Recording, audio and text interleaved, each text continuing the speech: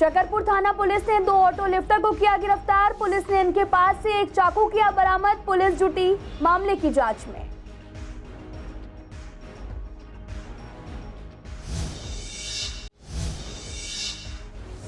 दिल्ली में जगह जगह लगाए जा रहे ई व्हीकल चार्जिंग पॉइंट्स। पूर्वी दिल्ली में कई जगह चालू नहीं है चार्जिंग स्टेशन। लोगों ने कहा गाड़ियां चार्ज होने में लग जाता है ज्यादा समय। सिक्योरिटी के तौर पर देने होंगे 10 लाख रुपए। आयोजकों ने कहा सरकार और एलजी को इस बारे में सोचना चाहिए। इस बार रामलीला में स्टॉल्स लगाने की नहीं है अनुमति।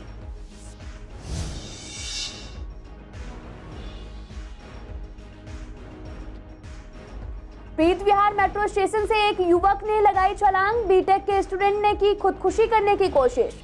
युवक को अस्पताल में कराया गया भर्ती। पुलिस कर रही मामले की जांच।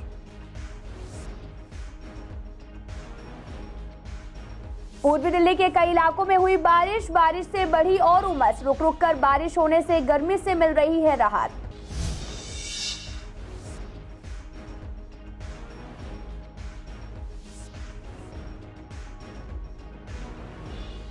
नमस्कार, मैं आपके साथ अंकिता पाल। आप सभी का पूर्वी दिल्ली खास में एक बार फिर से स्वागत है। रुक करते हैं खबरों की तरफ। पूर्वी दिल्ली के शकरपुर थाना पुलिस ने 2 ऑटो लिफ्टर को गिरफ्तार किया है। ऑटो लिफ्टर की गिरफ्तारी को लेकर डीसीपी प्रियंका कश्यप ने बताया कि ऑपरेशन सुदर्शन के तहत पुलिस द्वारा जगह जगह चेकिंग अभियान चलाया जा रहा। प्रियंका कश्यप ने आगे बताया कि शकरपुर थाना पुलिस पैदल गश्त कर रही थी, तभी उन्हें शकरपुर पार्किंग के पास स्कूटी पर 2 व्यक्ति दिखे। जब ये आरोपी पुलिस को देखकर भागने लगे तो इनकी स्कूटी फिसल गई और पुलिस ने इन्हें पकड़ लिया। तलाशी लेने पर इनके पास से एक चाकू बरामद हुआ है और पुलिस पूरे मामले की जांच कर रही है। इलेक्ट्रिक वाहनों को चार्ज करने के लिए चार्जिंग स्टेशन लगाए जा रहे हैं ताकि लोग इलेक्ट्रिक वाहनों को ज्यादा तवज्जो दे सकें, जिसको लेकर हमारे संवाददाता मोहित शर्मा ने पूर्वी दिल्ली की कई जगह पर जाकर चार्जिंग स्टेशन का जायजा लिया तो देखा कि चार्जिंग स्टेशन अभी चालू नहीं हुए हैं। कुछ चार्जिंग पॉइंट्स पर गाड़ियां चार्ज हो रही, लेकिन अगर लोगों की बात की जाए तो लोगों का कहना है कि गाड़ियां चार्ज होने में काफी समय लग रहा है। दिल्ली में हमने कभी ऐसी जगह कोई देखी नहीं जहाँ पे गाड़ी चार्जिंग हो रही हो, कभी ध्यान भी नहीं दिया। हमने तो कभी पेट्रोल पंप पे चार्ज नहीं की, हम तो हमेशा अपने घर पे ही करते हैं। जो हमारे पास स्कूटी है, हमने कभी बाहर पेट्रोल पंप पे चार्ज नहीं। रामलीला आयोजकों को इस बार बड़ा झटका लगा है, क्योंकि आयोजकों को ग्राउंड बुकिंग करने की रकम तो देनी ही होती है, लेकिन इस बार सिक्योरिटी के तौर पर 10 लाख रुपए भी देने होंगे। इससे भी आयोजकों की चिंताएं बढ़ गई हैं। आयोजकों ने कहा कि हम आला अधिकारियों से इस बारे में बात कर रहे हैं और साथ ही कहा कि हम बड़े नेताओं से भी मिले हैं, हमें अभी आश्वासन दिया गया है। आयोजकों ने आगे कहा कि डीपीसीसी का कहना है कि स्टॉल्स ना लगाए जाएं, क्योंकि स्टॉल्स लगते हैं तो लोग खाने के बाद प्लेट्स वहीं पर फेंक देते हैं, जिससे कि गंदगी होती है। तो इस बार स्टॉल्स लगाने की अनुमति नहीं दी गई है। आयोजकों ने आगे कहा कि 2 या फिर 3 ग्राउंड भी बुक करने होंगे तो 10 लाख रुपए के हिसाब से 30 लाख रुपए सिक्योरिटी के तौर पर देने होंगे। इसको लेकर सरकार और एलजी को एक बार सोचना चाहिए। मगर जो गवर्नमेंट ने लागू कर दिया 10 लाख रुपए सिक्योरिटी, और उसके बाद में आप ये नहीं कर सकते। जो भी रामलीला देखने जाता है वो अपने बच्चों को घुमाने भी जाता है, साथ में वो बच्चों को झूला झुला लिया, चाट पकौड़ियाँ खुला ली। कोई बिजनेस तो होता नहीं, जनक बाजार लगता है हमेशा, हर रामलीला में यही चला आता है और आज से नहीं 100 सालों से चलता आ रहा है। अब क्या उन्होंने कि आज ही 10 लाख रुपए सिक्योरिटी कराओ, कोई स्टॉल नहीं लगेगा, कोई भी बच्चा नहीं जाएगा। और रामलीला में ना कराने के 100 बहाने हैं। ये तो रामलीला को बैन लगाना है इन्होंने, तो बैन ही लग रहा है एक तरह का। नहीं तो एलजी के अंडर में आते हैं जितने भी पार्क आते हैं। अगर दिल्ली सरकार कोई कहे कि हाँ जी सारे एलजी के आते, डीडीए के हो चाहे नगर निगम के हो, तो रामलीला के लिए तो ये तो हम पहले से कहते आ रहे हैं, महासंघ भी कह रहा है कि एक विंडो एक खिड़की होनी चाहिए। एक खिड़की हो, वहाँ से सारी रामलीला की परमिशन वो मिलनी चाहिए। कोई पर्सनल इसमें कोई बिजनेस तो है नहीं है, रामलीला भगवान का नाम का राम का नाम है। मगर अब इन्होंने ऐसा बैन लगा दिया, जितने भी रामलीला वाले हैं, जमुना पार्क के भी कहीं से भी बहुतों के फोन आ रहे हैं, सब घबरा रहे हैं कि रामलीला करें कैसे। पहले तो 10 लाख रुपए सिक्योरिटी करो। ऐसे कई रामलीला वाले हैं जो 2 पार्क करते हैं, 3 पार्क बुक करते हैं, क्योंकि रावण के जो दहन होते हैं पुतले वो अलग पार्क में होते हैं और ये पार्क अलग होते हैं। तो पहले 20 लाख 30 लाख रुपए तो सिक्योरिटी चाहिए जमा कराने के लिए, और उसके बाद में कोई ना कोई कमी तो निकल ही जाएगी। जो रामलीला मंचन के हेतु जो योजना है वो उन्होंने 10 लाख रुपए तो कहा है सिक्योरिटी जमा करानी ही करानी है। और सिक्योरिटी के पीछे भाव ये है कि भाई रामलीला कमेटी के जो सदस्य हैं, सरकार उसको ये चाह रही है कि भाई वो 10 लाख जो जमा कराए हैं, अगर गलती से कोई उनकी कमी नजर आए, कोई खामी नजर आए, भाई जिस प्रकार से सरकार ने कहा कि कोई फूड आइटम्स जो है वहाँ मतलब बनेगी नहीं, और उसके बाद सरकार ने ये और कहा ईटीओ प्लांट भी लगाया जाएगा, वाटर ट्रीटमेंट प्लांट भी लगाना एक कंपलसरी है। सरकारी जगह है, डीडीए की जगह है, उसमें हमारा कोई औचित्य नहीं है और इतने कम समय में हमारा अधिकार क्या है।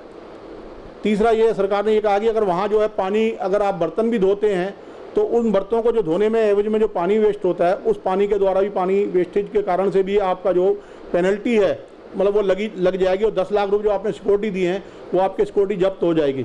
तो मुझे ये लग रहा है कि सरकार जो भी मतलब जो कहना चाहिए नियम लागू करना चाहती है। अभी देखिए, मेरा तो सरकार से यही आग्रह है, सरकार में बैठे अधिकारियों से, कि भाई जो आपने योजना बनाई है, किंतु सभी समाज के पर्वों को, त्योहारों को देखते हुए ऐसी योजना बनाएं कि भाई त्यौहार भी मने और उसका गाइडलाइन का पालन भी हो। 3 तारीख को माननीय एलजी साहब के साथ में जो हमने बैठना है और ये अपना विषय जो है माननीय एलजी साहब के सामने हम रखेंगे, ताकि रामलीला का जो कहना चाहिए उत्साह आज से नहीं हजारों वर्षों से जो पर्व मनाया जा रहा है, समाज में संस्कार और संस्कृति के वर्धन हेतु ये कहीं भी बाधित ना हो। तो वहीं पूर्वी दिल्ली के प्रीत विहार मेट्रो स्टेशन से एक बीटेक के स्टूडेंट्स ने छलांग लगाकर खुदकुशी करने की कोशिश की। आपको बता दें कि सड़क किनारे चाय पी रही युवतियों ने लोगों की मदद से घायल युवक को पास के अस्पताल में भर्ती कराया, जहां उसकी हालत गंभीर बनी हुई है। आपको बता दें कि शख्स की पहचान शौर्य के रूप में हुई है और वो महज 19 साल का है। बताया जा रहा कि शौर्य बुधवार सुबह कॉलेज के लिए निकला था, जिसके बाद दोपहर में उसने मेट्रो स्टेशन से छलांग लगाकर सुसाइड करने की कोशिश की। आखिर शौर्य ने सुसाइड करने की कोशिश क्यों की, क्या वजह थी कि वो इतना निराश हो गया था कि सुसाइड करने चला गया? पुलिस इस पूरे मामले की जांच कर रही है।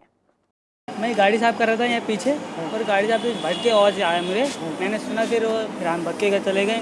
फिर उसके सामने ऑटो वाला आया, ऑटो को रोका, फिर वो गाड़ी को ऑटो में डाल के उसके ले गए। दिल्ली में लगातार उमस भरी गर्मी का दौर जारी है। हर रोज आसमान में बादल छाए रहते हैं, लेकिन बारिश नहीं होती। लेकिन वीरवार को शाम के समय पूर्वी दिल्ली के कई इलाकों में हल्की बारिश देखने को मिली। हल्की बारिश होने की वजह से लोगों को कुछ खास दिक्कत तो नहीं हुई, लेकिन हो सकता है कि रुक रुक बारिश होने से मौसम में थोड़ा बदलाव आए। आम आदमी पार्टी के नेता और दिल्ली के स्वास्थ्य मंत्री को ईडी ने पिछले 2 महीनों से हिरासत में लिया हुआ है, जिसके बाद आम आदमी पार्टी में उनके पद को लेकर चर्चा बनी हुई है।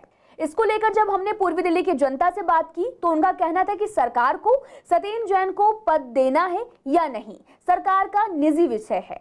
लेकिन जिस तरह से उन पर आरोप लगे हैं या याचिकाएं खारिज हुई हैं और जेल में भी वो 2 महीने रह चुके हैं, इसके बाद उन्हें खुद ही पद पर नहीं रहना चाहिए, क्योंकि स्वास्थ्य मंत्री होने के नाते लोगों के स्वास्थ्य से जुड़े फैसले उनके हाथ में थे और उन पर इस तरह के आरोप लगे हैं। वहीं कुछ लोगों का ये भी कहना है कि केजरीवाल सरकार के कई मंत्रियों पर कई बार आरोप लग चुके हैं और साबित भी हुए हैं, लेकिन फिर भी आज उन्हें मंत्रिमंडल पद पर रखा हुआ है, तो उन्हें भी रखने से जनता पर कोई खास फर्क नहीं पड़ेगा। बिल्कुल नहीं, केजरीवाल को हटा देना चाहिए। केजरीवाल के पास इतने सारे जीते हुए एमएलए, योग्य एमएलए, उनको अभी नंबर आना चाहिए, मंत्री परिषद को बड़ा करे अपनी। उसका रीज़न ये है कि केजरीवाल, सब केजरीवाल तो नहीं है जो जीते हुए लोग हैं, तो किसी के अंदर गिरबान में झांका भी नहीं जा सकता और ये एक चारित्रिक पतन होता है किसी नेता का। आज वो अच्छा है, कल किसी लालच में बिक जाए। अभी महाराष्ट्र में देखा आपने, कितने सारे एमएलए जो है प्रशासनिक दबाव में, पैसे में, रुपये में, और ख़रीदे बेचे जा रहे हैं। पूरे देश में जगह जगह हो रहा है, सरकारें बदली जा रही हैं। तो ये सब क्या है? ये करप्शन का एक रूप है।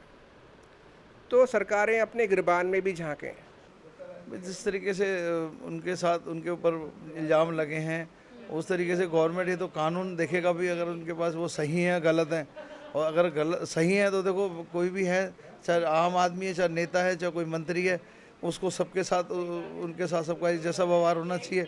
अगर इस तरीके के घोटाले हुए हैं, जिनको हमारे मतलब सबने जिनको चुन के मंत्री बनवाया, सब कुछ एमएलए बनवाया, और वो लोग इस तरीके के इन्वॉल्वमेंट में आते हैं, तो ये तो बहुत गलत है। इससे जनता का विश्वास जाता है, कि जनता जिन विश्वास पे इन लोगों को चुन के भेजती है, आज जो इस तरीके से हो रहा है, भाई उनके पास प्रूफ भी मिले हैं गवर्नमेंट ने, चाहे वो कानून देखेगा क्या करना है उनको। ऐसे अगर दोषी पाए जाते हैं तो उनको कभी भी नहीं होना चाहिए। जैसे कि हम सब जानते हैं कि सत्येंद्र जैन जी को अभी ईडी की कार्रवाई हुई थी, तो वो दोषी पाए गए कुछ चीज़ों में, कुछ नीतियों में, तो इस वजह से उनको जेल भेजा गया। अब किसी ने अपील किया था सुप्रीम कोर्ट में कि जी आप उनको उनके पद से निष्कासित नहीं कर सकते। उन्होंने केजरीवाल पे छोड़ दिया कि केजरीवाल जी जो चाहेंगे, क्योंकि उनके पार्टी के नेता हैं वो, अब केजरीवाल जी क्या समझते हैं, बट जो मैं जानता हूँ कि अगर वो दोषी पाए गए हैं तो उनको दोबारा पद नहीं लेना चाहिए। ठीक है, कि एक अपनी रीज़न ये है कि अपनी सेल्फ रिस्पेक्ट भी होती है। आपको दिल्ली का एक हेल्थ मिनिस्टर चुन के दिया गया था, ठीक है, आपके कई सारे आपके को कार्य सौंपा गया था। अब लेकिन जब आपने काम को ढंग से किया नहीं, उसके बाद आपके पर जांचें शुरू हो गई, फिर आप दोषी पाए गए, तो अपने हिसाब से भी उनको थोड़ा सा समझना चाहिए, उनको कोई पद लेना नहीं चाहिए। मेरे मेन तो ये है कि उनकी सरकार को फैसला करना चाहिए, क्योंकि चीफ मिनिस्टर तो उनके वैसे दूध के धुले हुए हैं, क्योंकि जिसके ऊपर हाथ रख देते हैं वो स्वच्छ हो जाता है, एकदम गंगा जल से नहाया हुआ, दूध का धुला हुआ हो जाता है। तो मंत्री पद देना या ना देना कितनों को निकालेंगे? सारे तो करप्ट ही हैं, किसको निकालेंगे? तो इससे अच्छा दे देना चाहिए, और क्या कोई बुरा थोड़े। सरकार की इमेज पे असर नहीं पड़ेगा? इमेज कौन सा बढ़िया इमेज है, आप बता दो। कोई शराब पी के कहीं लुढ़क रहा है, कोई कहीं लुढ़क रहा है, कोई शराब बेच रहा है, आबकारी में घोटाला, उसमें घोटाला, इधर मेडिकल में घोटाला, दुनिया से हाँक रहे हैं कि ये दे रहे हैं, वो दे रहे हैं। किसी भी हॉस्पिटल में मेडिसिन नहीं है। कौन सा ये मेडिसिन, वो सत्येंद्र जैन या कोई भी मेडिकल की फैसिलिटी क्या दे रहे हैं? यही फैसिलिटी है कहीं सब पद पे। देखो आप जी, रखना तो केजरीवाल गवर्नमेंट के अंदर बहुत लोग ऐसे हैं जिनको नहीं रखना चाहिए, तो वो केजरीवाल की बनती है कि रखें या ना रखें, क्योंकि अभी तो सिद्ध नहीं हुआ है। अभी तो 4 सीट दाखिल होगा, आगे चलेगा, जो होगा चलते रहने दो, क्या दिक्कत है? सुप्रीम कोर्ट ने केंद्र सरकार को चुनाव के दौरान राजनीतिक दलों को मुफ्त में उपहार देने से रोकने के लिए समाधान खोजने का निर्देश दिया है। दरअसल पिछले कुछ समय से दिल्ली में काफी चीजें मुफ्त मुहैया कराई जा रही हैं, जैसे कि पानी, बिजली और बसों में महिलाओं की यात्रा भी फ्री होना। इसको लेकर पूर्वी दिल्ली के लोगों का कहना है कि सरकार जो योजनाओं में मुफ्त की चीजें दे रही है वो काफी हद तक अच्छा है, लोगों को इससे काफी राहत मिलती है। वहीं कुछ लोगों का ये भी कहना है कि मुफ्त की चीजें बेहद खराब होती हैं, क्योंकि अगर एक समय पर सरकार इन योजनाओं को बंद करेगा या फिर सरकार बदल जाए तो आम जनता को काफी परेशानी होगी। इसलिए इन चीजों पर सरकार को ध्यान देने की जरूरत है। नहीं, ये योजना तो मिलनी चाहिए। जब सरकार दे रही है, दिल्ली सरकार, केजरीवाल जी दे रहे हैं, तो हमें योजना क्यों नहीं, कोर्ट क्यों मना कर रहा है? देनी चाहिए। जैसे लाइट फ्री, पानी फ्री, पब्लिक को तो फ़ायदा है। पानी फ्री मिली, लाइट फ्री मिल रही है, और भी बहुत चीज़ हमारे तो केजरीवाल ने हमारे तो काम कराया, बहुत अच्छा काम कराया उन्होंने। हमारे यहाँ पर CC कैमरे लगवाए हैं। पहले चोरियाँ होती थी हमारे यहाँ पर, अब चोरियाँ बंद हो गई। मोबाइल छीन के भागते थे बंदे, वो भी CC कैमरे लगवाए हैं वहाँ पर हमारे यहाँ पर। बिल तो अब भी आ ही रहा है, बिल तो भर ही रहे हैं हम, ऐसी बात होना, बिल भर रहे हैं, बिल तो भर ही रहे हैं। बिल तो बस 200 यूनिट जो फ्री दे, 200 यूनिट जो फ्री दे थे हमें वो केजरीवाल जी, वो सही दे रहे हैं, अच्छी बात है, देनी चाहिए। अब बता रहे हैं अब आने लग गया बिल, पहले तो बहुत कम आता था, अब आ रहा है बिल, अब तो बहुत नुकसान। हाँ, फ्री तो अब तो मना कर रहे हैं। जब फ़ायदेमंद भी है और कुछ लोगों के लिए नुकसानदायक भी है। जैसे कि बड़े इंडस्ट्री है उनको तो फ़ायदा है, और जो गरीब तत्व के लोग हैं उन्हें तो टोटल नुकसान है। उनको तो ज़्यादा फ़ायदा होना चाहिए। कोई फ़ायदा नहीं है, क्योंकि अभी हाल फिलहाल ही 6% अभी बढ़ा भी दिया था बिजली बिल पे। तो कहते हैं कि 300 यूनिट फ्री है, पर अगर 300 यूनिट से ऊपर बिल आता है तो उसका चार्जेबल होता है 200 यूनिट, तो उसमें कोई फ़ायदा नहीं। और फिर पैसा तो आम पब्लिक का ही है, उन्हीं का टैक्स का पैसा अगर उन्हीं को फ्री देंगे तो उनको तो बुरी लत लग जाएगी ना फ्री की, तो फ्री नहीं होना चाहिए। देखिए, अगर 100 में से 10% आदमियों को मिल रहा है तो ठीक बात है, बाकी 90% तो बिल पे कर रहे हैं हर चीज़ का, उसमें कोई लाभ नहीं है। ये चीज़ें आगे आने वाली सरकार को नुकसानदायक रहेगी, क्योंकि फ्री की लत इतनी बुरी लग जाएगी लोगों को कि वो कामयाब नहीं हो पाएंगे। बिल्कुल जा सकते, क्यों नहीं जा सकते, उससे तो सरकार को कोई कामयाबी नहीं होगी। अभी फ्री का चक्कर ही बहुत बुरा है। अभी बिजली, पानी फ्री दे रहे हैं, बिजली फ्री दे रहे हैं, दिल्ली में लेडीज़ टिकट फ्री है DTC में, और ये चीज़ें फ्री नहीं होनी चाहिए। केंद्र सरकार ने पिछले साल संसद में राष्ट्रीय राजधानी क्षेत्र दिल्ली सरकार अधिनियम 2021 पास किया था, लेकिन नियम को अब तक लागू नहीं किया गया है। इसकी वजह से आए दिन कार्यपालिका और विधायिका के बीच टकराव की स्थिति पैदा होती रहती है। इसको लेकर बीजेपी विधायक OP शर्मा ने कहा कि दिल्ली सरकार अपनी चलाती है, नियमों को तोड़ना उनका काम है। केजरीवाल सरकार की नीति खुद ही की होती है। जब अधिनियम 2021 को लागू करने के लिए कहा गया था तो अब तक उन्होंने ऐसा क्यों नहीं किया, इसलिए LG को विधानसभा अध्यक्ष को पत्र लिखना पड़ा। आप विधायक SK बग्गा ने कहा कि हमारी सरकार हर नियम को लागू करके ही काम कर रही है, हमने किसी आदेश का उल्लंघन नहीं किया। हमारा काम 2021 संशोधित अधिनियम के हिसाब से ही चल रहा है। होगा कुछ एसडीएम, एडीएम और एक रजिस्ट्रार प्रथम दृष्टया जिनका अपराध दिखाई दे रहा था, इन्होंने एक बेनामी कमेटी बनाकर विधानसभा की और उस प्रोसेस को चला रहे थे जो कि उनके अधिकार क्षेत्र में नहीं है। जब ये एलजी महोदय के संज्ञान में आया, उन्होंने सारा कुछ देखा तो उन्होंने तत्काल प्रभाव से उनको सस्पेंड कर दिया। तो मेरा ये कहना है कि विधानसभा अध्यक्ष और हमारी आम पार्टी की सरकार अपने अधिकार क्षेत्र का उल्लंघन जब करेगी तब दिक्कत आएगी। एक चुने हुए व्यक्ति चुनी विधानसभा क्वेश्चन किससे आंसर लेगी, और ये लोग आंसर नहीं देंगे, उसमें कई जगह टकराव भी होता है, काम नहीं हो पाते हैं। तो उसके ऊपर अभी शायद हम सुप्रीम कोर्ट में भी गए हुए हैं, मैटर लगा हुआ वहाँ पहले के अधिकार हमारे पास हैं या नहीं है, पोस्टिंग के और ट्रांसफ़र के। तो ये चीज़ें काफ़ी टाइम से चल रही हैं जिसमें अभी कोई रद्दबदल नहीं हुई और सभी लोग परेशान हैं कि कार्य नहीं हो रहे, हमारे कार्य लेट हो रहे हैं। तो उन्होंने गुजारिश भी की है कि जो अफसर नहीं दे रहे जवाब, उनको जवाब देना चाहिए, पब्लिक को पता लगना चाहिए कोई ऐसा अनियमित काम नहीं हो रहा कोई। क्योंकि देखिए विधानसभा जो है एक चुने लोग हैं, वो बिना कानून के काम में, बिना एक ऐसी जो इंस्ट्रक्शन है उसके बिना कार्य नहीं कर सकते। पूरा वर्ल्ड देखता है प्रोसीडिंग को, कोई ऐसा अभी तक ऐसा काम सामने नहीं आया। और चिट्ठी लिखी है एलजी साहब ने, तो उसको स्टडी करेंगे हमारे अध्यक्ष साहब, देखेंगे उसको। पूर्वी दिल्ली के जीटीबी एन्क्लेव थाना पुलिस ने एक ऐसे गिरोह का भंडाफोड़ किया है जो कि महिलाओं को कुछ नशीला पदार्थ सुंघाकर सारा सामान लूट लेते थे। आपको बता दें कि आरोपियों के नाम नईम और हनन है। साथ ही ये ठग जिस ज्वेलर्स को लूटी हुई सोने की ज्वेलरी बेचते थे उनको भी पकड़ लिया गया है। पुलिस को इन ठगों के पास से 3 जोड़ी कान की, सोने की बालियां और चाकू बरामद हुआ है। डीसीपी आर साथिया सुंदरम ने बताया कि करावल नगर में रहने वाली नजमा 22 जून को इलाज के लिए जीटीबी अस्पताल आई थी, तो 2 लोगों ने उनकी बीमारी दूर करने का झांसा देकर नशीला पदार्थ सुंघाकर उनके कानों से बालियां उतरवा ली थी और उन्हें पता भी नहीं चला। पीड़ित की शिकायत पर पुलिस ने केस दर्ज कर लिया था और सीसीटीवी कैमरे की मदद से उन्हें गिरफ्तार किया गया। जीटीबी एन्क्लेव पुलिस ने 3 आरोपी को गिरफ्तार किया है, जिसमें से एक रिसीवर है और 2 वारदात को अंजाम दिया करते थे। ये जो है नशीला पदार्थ किसी को सुंघवा कर या खिलाकर उनसे ज्वेलरी लूट लिया करते थे। पुलिस के पास एक ऐसा ही मामला आया था, जो एक बुजुर्ग जीटीबी अस्पताल में अपना इलाज कराने के लिए आई थी, तभी इन लोगों ने उस बुजुर्ग को नशीला पदार्थ देकर उसको बेहोश किया और उसकी ज्वेलरी भी चुरा ली। पुलिस ने मामला दर्ज करके तफ्तीश शुरू करी। कई सीसीटीवी फुटेज खंगालने के बाद दोनों आरोपी की पहचान हुई। ये दोनों आरोपी, एक उस्मानपुर में रहता है और दूसरा सीलमपुर में रहता है। फिलहाल दोनों आरोपी को पुलिस ने गिरफ्तार कर सलाखों के पीछे डाल दिया है। वीडियो जर्नलिस्ट अनिल मेहरोल के साथ मोहित शर्मा, सीसीएन लाइव, दिल्ली।